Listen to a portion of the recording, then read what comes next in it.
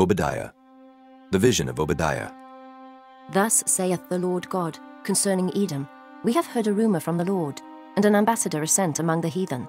Arise ye, and let us rise up against her in battle. Behold, I have made thee small among the heathen. Thou art greatly despised. The pride of thine heart hath deceived thee. Thou that dwellest in the clefts of the rock, whose habitation is high, that saith in his heart, Who shall bring me down to the ground? Though thou exalt thyself as the eagle, and though thou set thy nest among the stars, thence will I bring thee down, saith the Lord. If thieves came to thee, if robbers by night, how art thou cut off? Would they not have stolen till they had enough? If the grape-gatherers came to thee, would they not leave some grapes? How are the things of Esau searched out? How are his hidden things sought up? All the men of thy confederacy have brought thee even to the border. The men that were at peace with thee have deceived thee, and prevailed against thee. They that eat thy bread have laid a wound under thee. There is none understanding in him. Shall I not in that day, saith the Lord, even destroy the wise men out of Edom, and understanding out of the mount of Esau?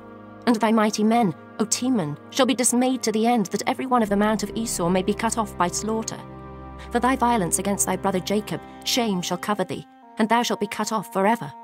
In the day that thou stoodest on the other side, in the day that the strangers carried away captive his forces, and foreigners entered into his gates, and cast lots upon Jerusalem, even thou wast as one of them.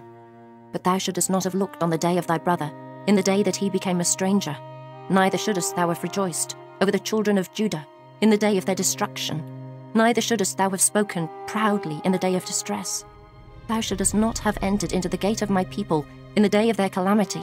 Yea, thou shouldest not have looked on their affliction in the day of their calamity, nor have laid hands on their substance in the day of their calamity.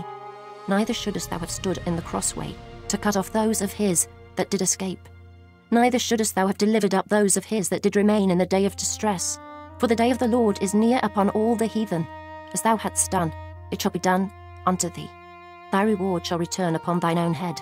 For as ye have drunk upon my holy mountain, so shall all the heathen drink continually. Yea, they shall drink, and they shall swallow down, and they shall be as though they had not been. But upon Mount Zion shall be deliverance, and there shall be holiness, and the house of Jacob shall possess their possessions.